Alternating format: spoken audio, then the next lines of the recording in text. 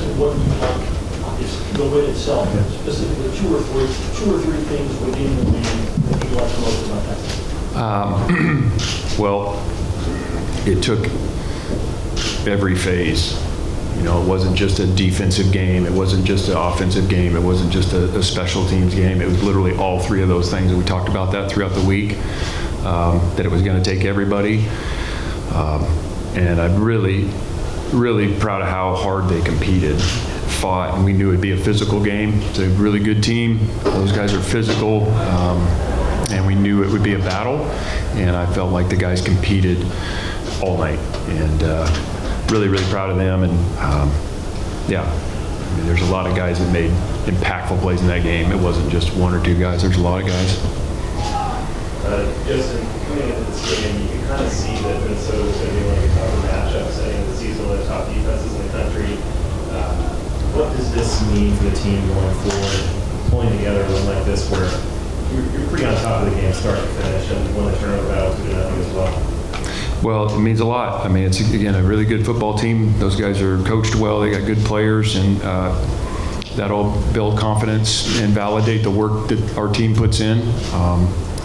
We can do, there's some things that we certainly can do better, but man, it was just the competitiveness and the toughness that they showed throughout the night was awesome. And so really proud of them for that. But that's what it does. I mean, you gain confidence through demonstrated performance and preparation, and they did both. I mean, they prepared really hard throughout the week, and then they went out and played, and it showed up. Their preparation showed up tonight.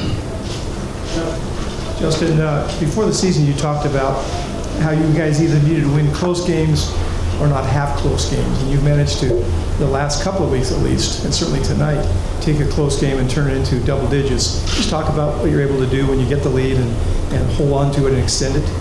Yeah, I think it's, you know, we talk about momentum, and momentum swings are part of every game. And when you got to do everything you can to carry momentum. You want to keep it as long as possible, and then there's, you know, inevitably some adversity that'll strike, which happened tonight, and then you got to attack that adversity and play yourself through it and recapture the momentum. And I thought the guys did that. They never flinched, and they just kept competing all night. And you know, that's what we want to see, you know, until that final whistle blows, that we keep competing, that there's a standard of how we play the game, regardless of what the score is. And I thought they did that tonight, kept their composure, and kept playing. Justin, defensively, what were some of the challenges in implementing your identity with a team that does power run, hard play action, and what did you like about how your team overcame some of those challenges? I don't know that it's about changing our identity for the teams we play. We want to play really physical football up front. We knew this would be a physical game. Our guys were ready for that challenge, excited for that challenge, because that's all they heard all week is how, you know, big team coming in here, run the ball.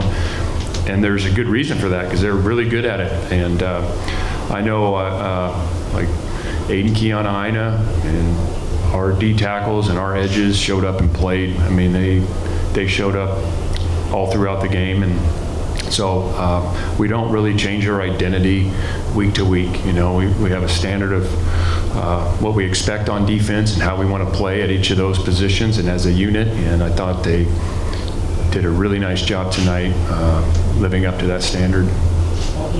Justin, you referenced the special teams. Can you talk about in detail sort of what you got from your punt game, your field goals again, and the coverage obviously? Yeah, the punt and pin early in the game, those were big plays. Michael Kern did a really nice job. We got a couple punts downed tight.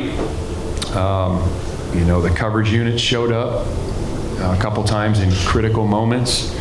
The field goal team, you know, making field goals. I mean, the end of the half, that's a really critical sequence, you know, getting the ball back and the offense moving it down the field and then getting an extra 4 yards so we have a chance to attempt that field goal, which made it by less than 4 yards. So really critical sequence there. But yeah, I thought the punt team and the cover guys played really well today.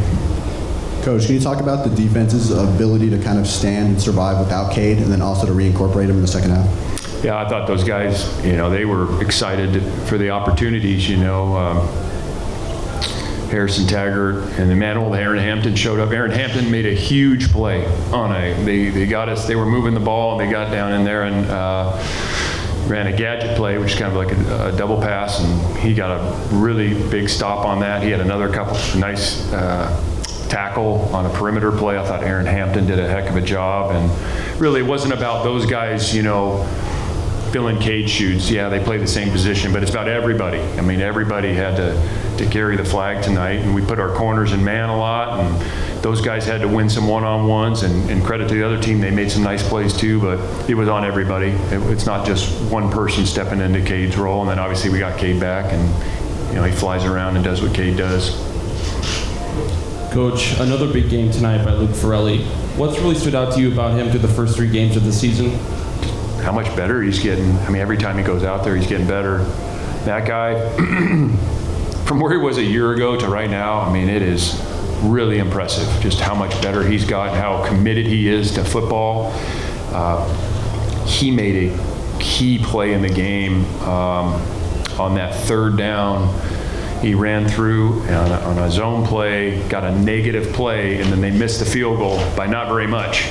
So that play right there was a key play.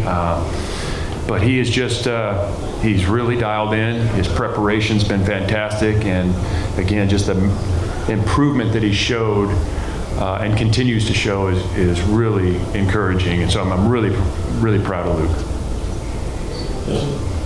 A lot of quarterbacks, true freshmen or none, you wouldn't necessarily want to put as much on that quarterback as you guys did, particularly in the first half when you hardly ran the ball at all.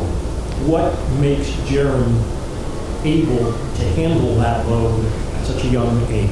Yeah, that's a great question, and we wanted to run it better, and we got it going a little bit later in the game on a key drive where we ran it better, but we didn't run it early as well as we want to or believe we can, and so we were throwing it a bunch, and we're having a lot of success, and that involves everybody. That involves the O-line blocking and the tight ends doing their thing, and the receivers made a bunch of plays early in the game, especially. Those guys were making plays for us, but none of it happens without the quarterback. And Jaron, I mean, he just continues to impress.